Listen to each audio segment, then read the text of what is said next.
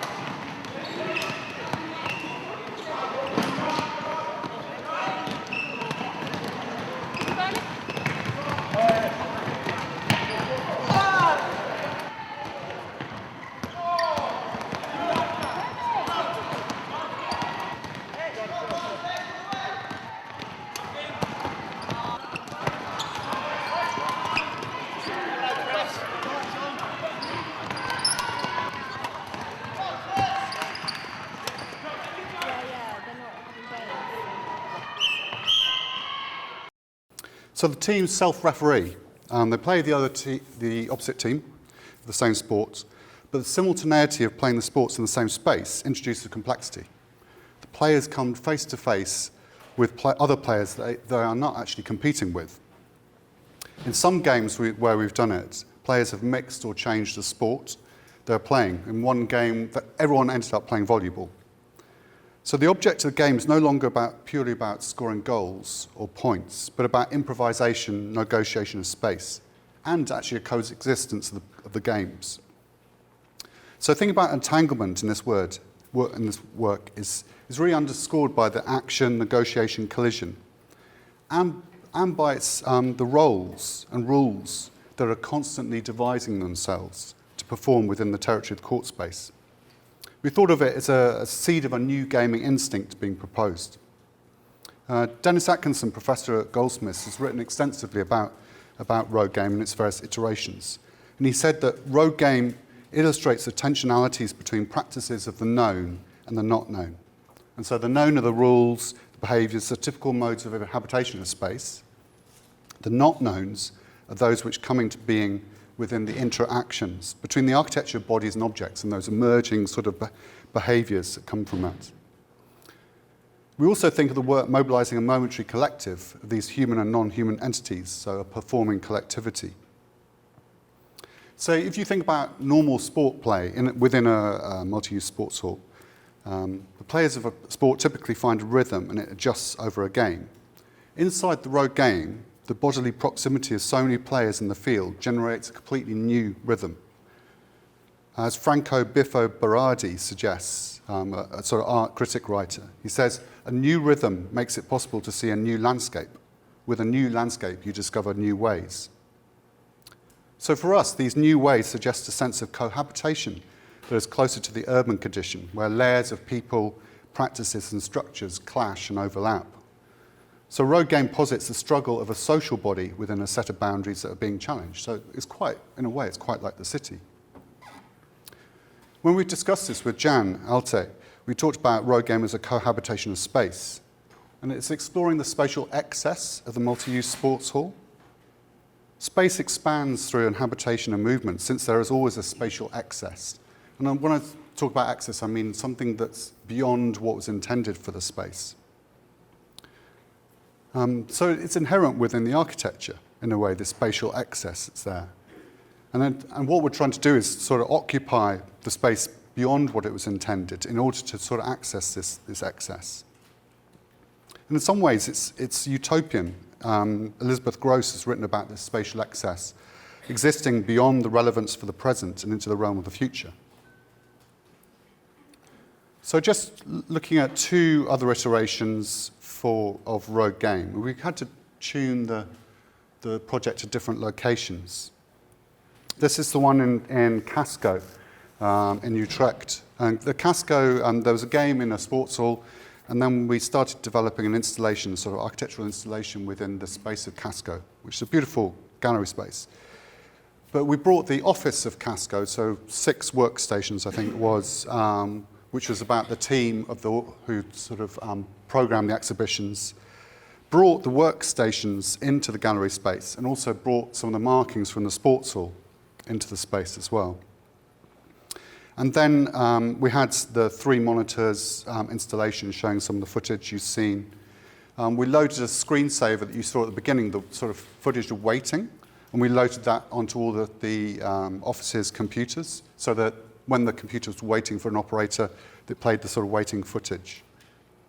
And then the centre section of a sports hall was brought into at real scale into the space. And we found that this really altered people's behaviour. There was a sort of sense of additional sort of territories coming into the space of Casco, and also a sort of measurement of some of the movements. Just the action of operating the mouse had started to have a relationship with the lines of the courts.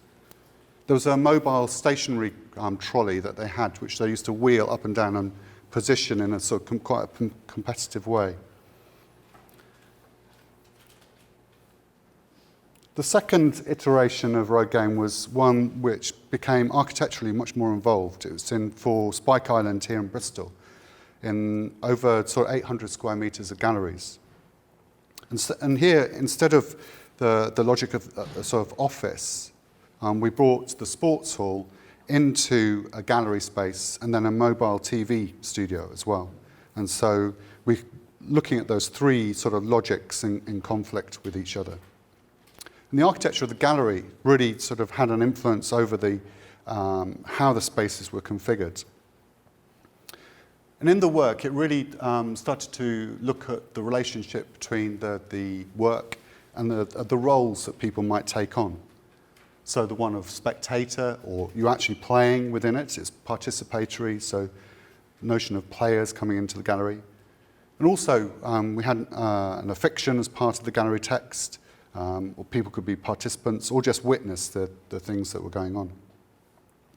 And so in this work, there was a sort of register, there's the entrance to the gallery, which we altered and created a new sort of entrance way. And there was 2 door openings, one sort of positioned under each side of the sign with a central door leaf which was hung centrally so it could pivot and close or open one door, just one door at a time. It's a reference to a Marcel Duchamp work, number 11 Rue Larrey. It was something he did within his studio. But beyond the door, it was the same space. So it's a sort of absurdist measuring device. The show was conceived as 3 scenes. And instead of the normal gallery guiding text written on the wall, what we did is brought in a fiction into the guiding text. And it referenced Harmony Korine's cult film Gummo, which looks at sort of small-town America. It's really brings something quite other into the space. And in that film, it imagines the gallery space not just as sports hall, not as gallery space, but also as urban street.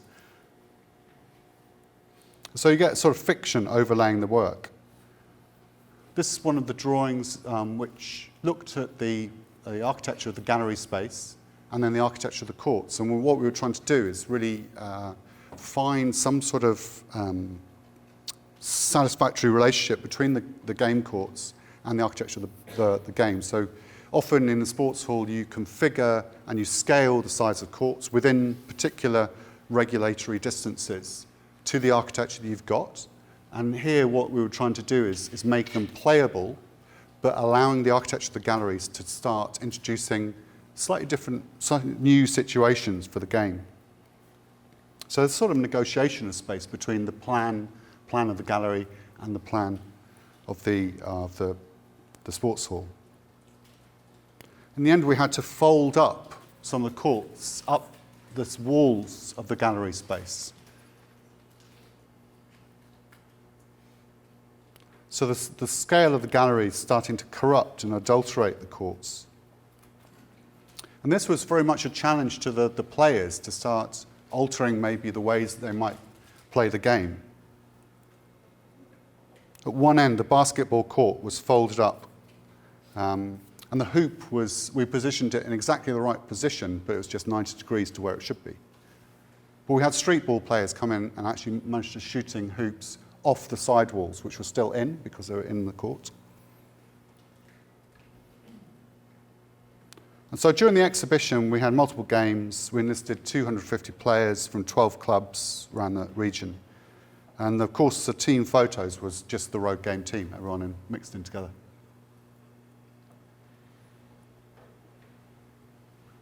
We had 4 structured games, and outside the structured games, this picture of one of the structured games just beginning. So outside that time, the gallery became a site just then for informal play, and we left all the equipment in the space. And it really kind of affected the use of the gallery space as a sort of social meeting place. People started to come to the gallery in their lunch hour, and people who were working around there, and actually start to play different games. Some of them very normally. We had first experimental games, one of which was actually formed there, Tamborelli, which is a mix between, it was badminton using tambourines. Very odd, very noisy, but that was also sort of invented in the space. And with the works that we do, it's very much, we like to think that it creates a sort of temporary community that supports the coexistence of difference. And also, in some ways, you could say it's quite agonistic. It's quite sort of, there's contest within this space, but a sort of coexistence of the games can encourage a sort of sense of being in competition, but actually coexisting. The white walls and floors of the gallery that we painted, we started, over the course of the exhibition, became really marked up with the evidence of use. And there was a sort of limited viewing of the playing arena due to the architecture of the gallery. And so you couldn't actually see the live game from very many places. But what we did is we displaced the main spectating arena to the adjacent space, another bit of the gallery. And this was then conceived as the live TV studio. And so we mirrored the same markings from the playing arena into the mediated setting. We call it a mediated setting. And then started to strip away and work sort of just aesthetically with the formal composition of lines.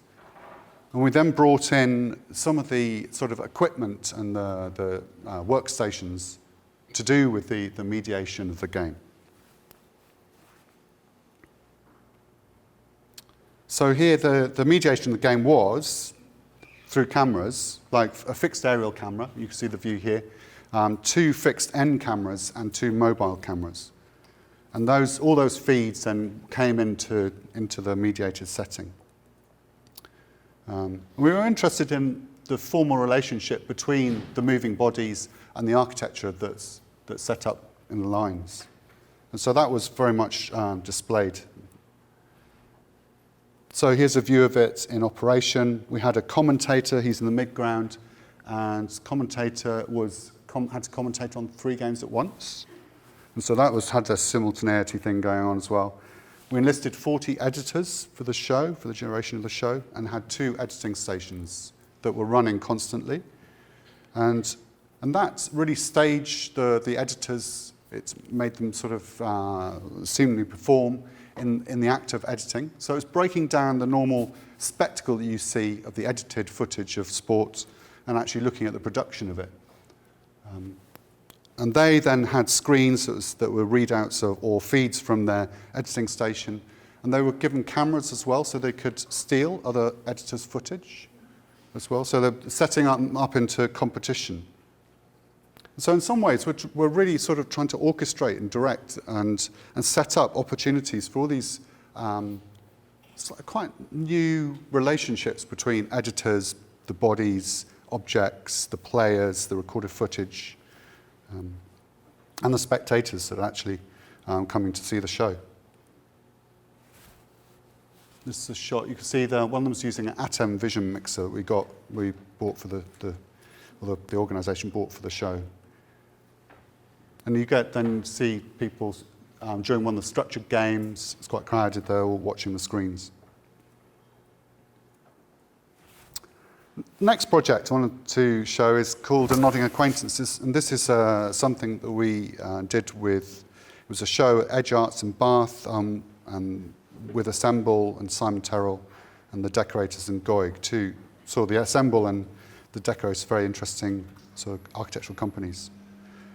And the commission was to respond to the legacy of post-war architects, British architects, Peter and Alison Smithson, and to find out where our practice, Sophie and I's practice, and the Smithsons' practice intersected in a productive way. The Smithsons talked about their ambition was really to, I quote, the invention of an architecture that is structured by notions of association. And this ambition, it took form after World War II, and was in part in response to the atrocities that happened there then. The Smithsons stated that the idea of living and dwelling should move away from a technocratic vision of the world, an architecture that follows function, the sort of international modernism, that sort of rationale, and then change to a more socially rooted kind of architecture which addressed place, the individual, and the collective. The Smithsons, they generated the concept of cluster, and you can see to top right and top left Smithson's drawings of this cluster, which is like a twig-shaped form. And the sketches are of a competition proposal for Golden Lane Estate in London. And so they positioned these clusters in quite a loose arrangement in relation to each other. But I think that the clusters then were intended to be 11-storey blocks of housing, so the playfulness ended there. But in the main image, you can see that we've adulterated this plan a little bit, but they tried to set up a relationship between the streets that were up on different levels of the block and the backyards, and also to give the best prospect for the housing units to do with the sun and to do with view. But we imagined this at a different scale, almost as a reaction to this monumental sort of housing proposal that Smithsons were putting forward. We imagine them instead as frameworks for the body. So there's a sense of the sort of cluster shape being scaled right down. And we use proxemics that studies the relationships between people and to do with the scale of space. Proxemics, there's a suggestion of intimate space in a particular distance away from each other, to private space, to social space, to public space. And so we use this to actually create this framework for the body. But it's echoing the concerns of prospect and aspect to the Smithson housing blocks. And there's various iterations of structure that we proposed. And the final installation was realized with one framework and a spatial settings. And this really is designed to stage this everyday movement, postures and gestures of visitors. There's a screen on the floor with a live feed from the overhead view, arrows on the floor indicating sort of movement, and painted out Union Jacks. We were just dealing with the Brexit beginning. This is just post-referendum we did this. And at the time, we were thinking about this notion of social choreography. And I don't know if you've heard of this term, but it's coming through dance, and Andrew Hewitt in 2005. But Gabrielle Klein from 2014, she expands this notion of social choreography as an intersection of everyday movement, and it's sort of investigates its political dimension. She describes it, and I'll quote, a performative structuring of body practices as an analytical category that allows reflection on social order, as well as a concept that permits exposure of the relationship between the aesthetic and the political in all social fields. And she references Norbert Elias's concept of social figuration. Now that's defining social choreography as a spatial and time-based figuration that organizes bodies, materialities and objects, which then relate to each other in an interactive and intercorporeal manner. And so she, as an example, say the social choreography that you might get between a demonstration and traffic within a city centre. So it's a sort of aesthetic concern, but it has political impact as well. So we thought of the nodding acquaintance creating a social choreography involving the visitor in a set of small encounters within the setting that are staged in their interaction with other objects of the work. We are interested in working galleries because of this way that the gallery frames those sort of interrelationships. So this is a shot of the overhead live feed coming in down to the screen on the floor. And it refers to the zenithal point of view of the architect. The idea of the plan view comes from this all-seeing overhead view. But in a way, it's typically, the view is cut loose from the laws and rules of phenomena happening on the ground, so it becomes remote. It's like you looking at satellite footage on your computer. You're not necessarily within the shot. But we wanted to counter that, bring actually that view into the shot so that there's a sort of repetition, there's an infinite pool of digital space that you can see in that screen, because the screen then displays the screen, showing the screen, showing the screen, showing the screen. And it's turning in orientation sort of deep into digital space. And then you see it from the same view, because it's on the floor, from that same sort of point of advantage from above. The framework, the structure, the top surfaces, sort of in keeping with this notion of proxemics, suggested sitting on the structure or leaning or in certain ways, so to give a sense of different sorts of space, personal, allowing for maintaining a social space instead of intimate space. And we used timber because we wanted to reference some of the post-war street parties that were happening in Smithson's time, and also sort of make it quite appealing as a piece of furniture.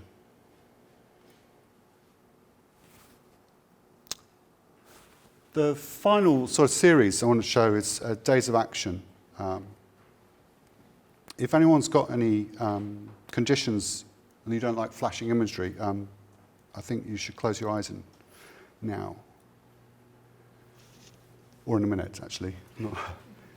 We were Institut Français laureates and artists in residence at the headquarters of the French Communist Party headquarters in Paris. This is an amazing building designed by Oscar Niemeyer and built in 2 phases between 1967 and 80. And for 3 months, we effectively spent most of our time in the building. We interviewed people who worked there and some of the architectural team who worked with Oscar Niemeyer on the project, the sort of French wing of the project. And then the communists have got a huge archive, partly held in the building, partly elsewhere. And we were given comrade volunteer archivists to help us. Actually, they were keeping an eye on us rather than helping us. Well, they did help us, but it was just like, no, you can't look at that. You know, it was scurried away. So there's a lot of sensitive documents in there. So it's a designated political headquarters. The curved slab office block is the sort of where you get normal repeated floors and a lot of the office work going on to do with the party, and some rented out space to a media company. And then the white shape is the top of the main debating hall. And you've got 4 floors underground of communal sort of debating areas and socializing rooms, archives, and a car park. So at the time we were studying the building, we were going to Nuit debout, night uprisings in the Place de la République in Paris. And we were really interested in political encampment and the central position of the body individual and collective body within political occupations of space, and more embodied practices in political discourse within demonstration. So sort of say about like use of hand signals maybe within demonstration, assertion of the body just by being physically present, you're making a political statement. Something that I hope you're going to be doing on Saturday in the People's Vote March. So we started to consider modes of occupation of space from political encampment in relation to the bespoke, very custom-designed, singularly authored political architecture of Oscar Niemeyer, and bringing those two things into productive tension. And so the social and spatial logic of one is introduced into the other.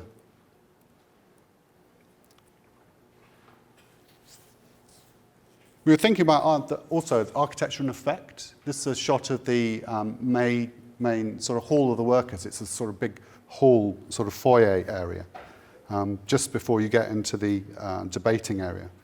And this has got a big inclined floor, puts the body into motion. Oscar Niemeyer thought of this as a meadow or prairie. And we're thinking about how these sort of elements, these architectural elements, could engender diverse forms of inhabitation. So within the building, there are lots of curves, topographies, waveforms, and think about how they could be collecting, dispersing, destabilizing people.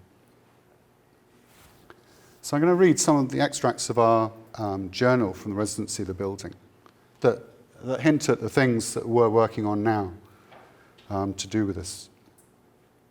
So this is day 7. The sensation of a downward fall and continual recovery of balance begins to colour my vision of the world. How could an insistence on instability incite the political imagination? The incline, covered with moss green carpet, envelops 3 concrete cylinders, laps up the walls of concrete and dark reflective glass. The floor flows down to the entrance of the principal conference room, gathering all movable bodies within its gravitational pull. This is one of a series of works that explores the politics of motion, political terms indebted to the language of movement. So this is a still image called Uprising. And in the image, the architecture, the body, and the technology is suspended in action. To accompany it, here's another extract from the journal. This is day 12. The artist loses the building operations manager to the premier sous-sol, basement level 1. She looks at the plans of the headquarters and all the possible ways of accessing the level below by foot. They are all blocked off. In the end, she takes the elevator down. The artist finds the researcher in salle de réception, de délégation, the delegation room, lounging on the velvety green carpet which coves off the floor and licks up the wall in a show of uprising. There's a close rapport between the curvature of the researcher's spine and the rising floor, which supports his body in solidarity and incites his embodied revolt. His form delineates a new posture from the room. It's not long before the delegates arrive and awaken to the effective force of the delegation room and the disobedience of its built form. The delegates break with established rules of sedentary conference protocol by pulling the asymmetrical table apart. The first delegate wishes to remain hidden from view, like many agenda, and addresses the room from behind a concrete curved wall. The second delegate longs for the appearance of opposition and pushes his fingers through the crushed carpet fibres, raising the pile on an upward stroke. The third delegate places the conference of the curvilinear room. She considers how form is never mere appearance, never mere form, but has a dynamic and reality of its own that is progressing the debate here today. It's another work we made from the time in residence there. And it builds on this notion of the politics of motion. It's a singular action. There's one person in the PCF in some of the underground corridors. But we also intend realizing it as a collective action. And the soundtrack's a recording of a speech by Louis Aragon, the writer and really important surrealist artist, addressing the 13th Congress of the Communist Party in 1954. The speech, he says in French, is titled The Art of the Party, and it calls for artists to reject the Soviet social realism and make works that act as a cement that binds all strata of the nation together, and also to try and promote sympathy from the viewer and potentially action. So I'll just play you a short extract.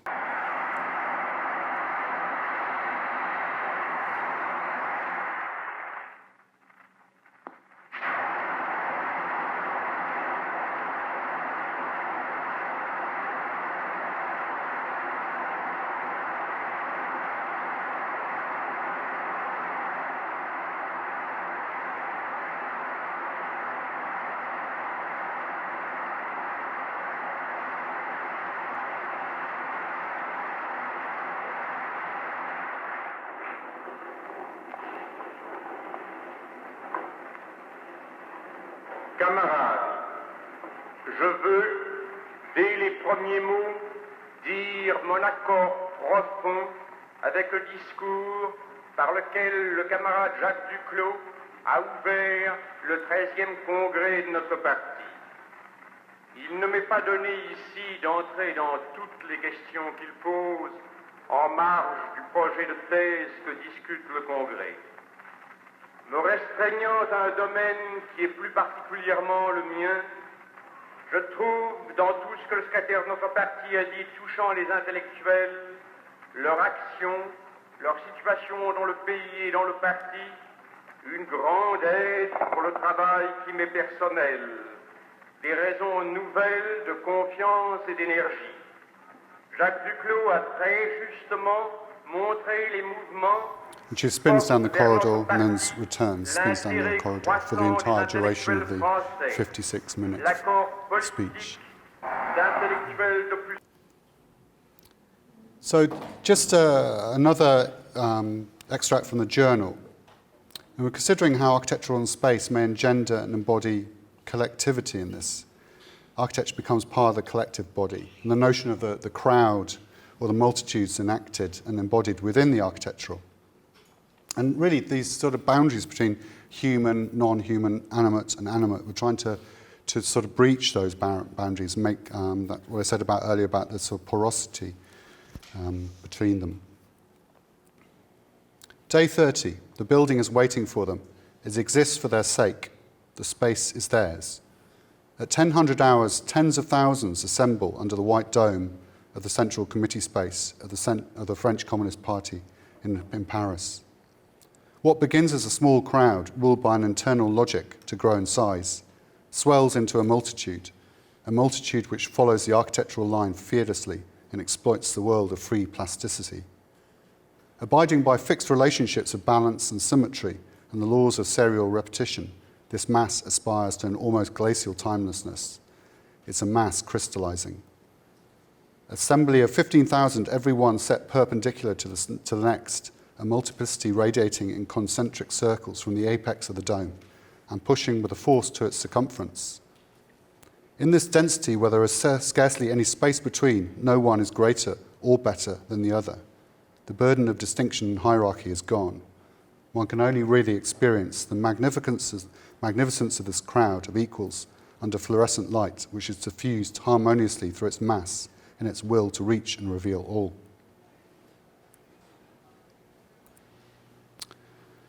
So as part of Days of Action series and the residency in the PCF in Paris, we developed these propositions for collective action, so not singular but sort of for a group to do.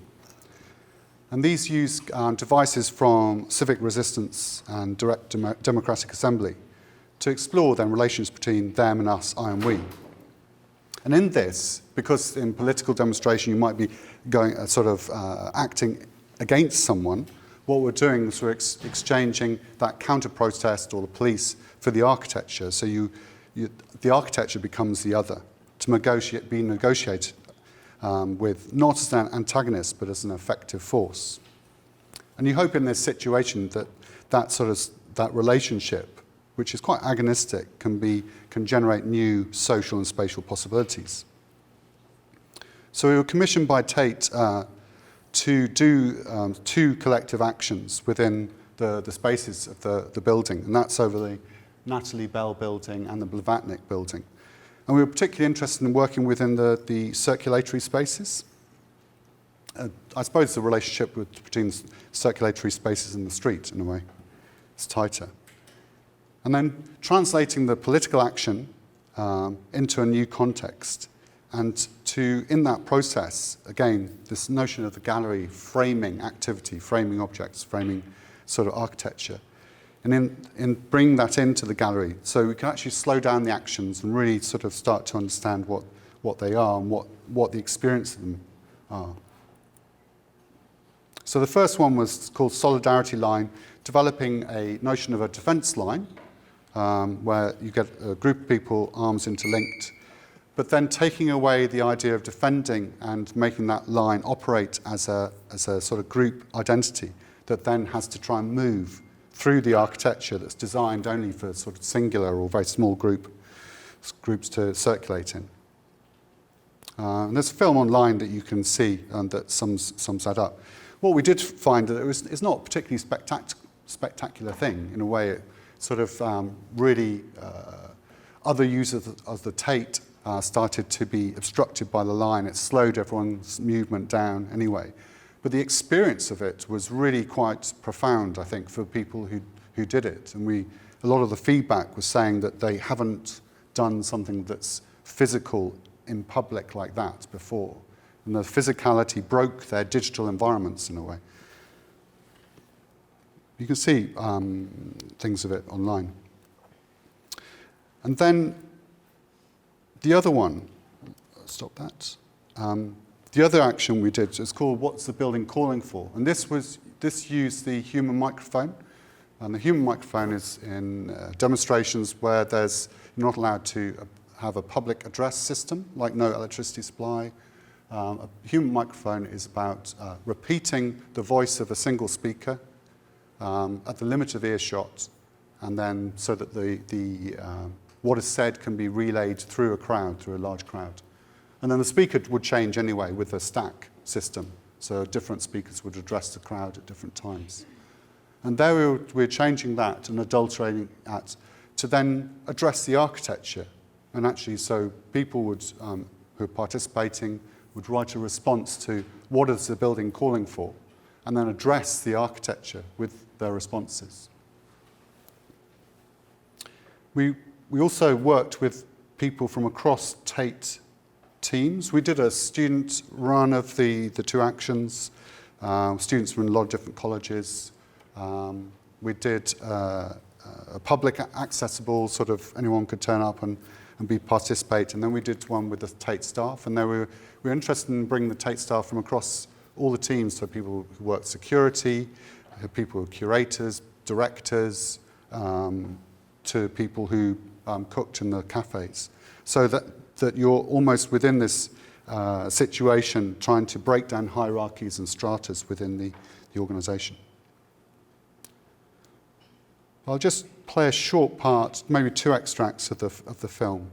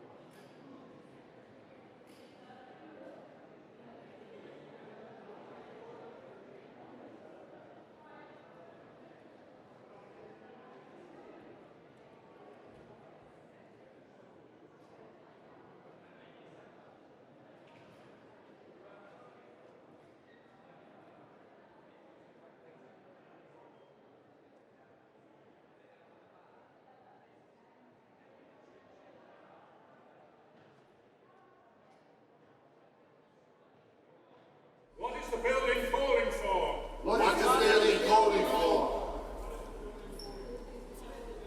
A great explosion of... A great explosion of...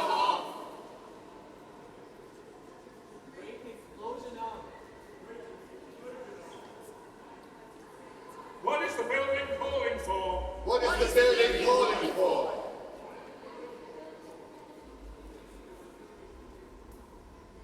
To be noticed amongst its neighbours. To be noticed amongst its neighbours.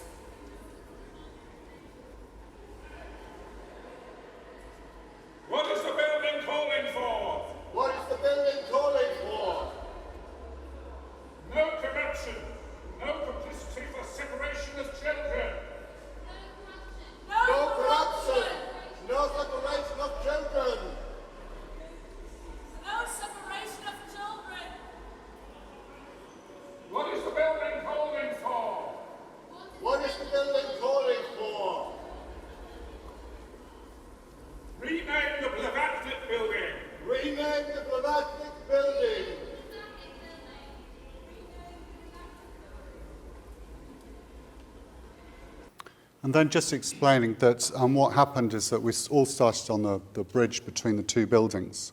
And then the way that people's mic starts to work, people go to the limit of earshot to create the relay. So then you hear people, the call going through the circulatory spaces of the two buildings. So I'll just flip it on now, where you're further away from that beginning speaker.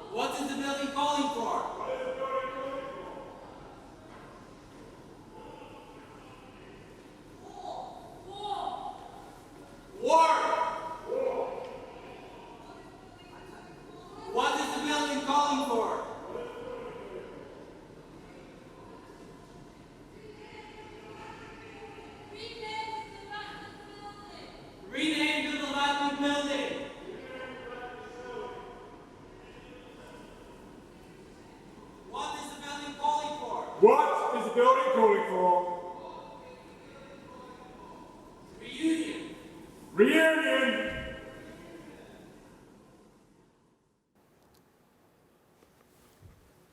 Okay, thanks very much.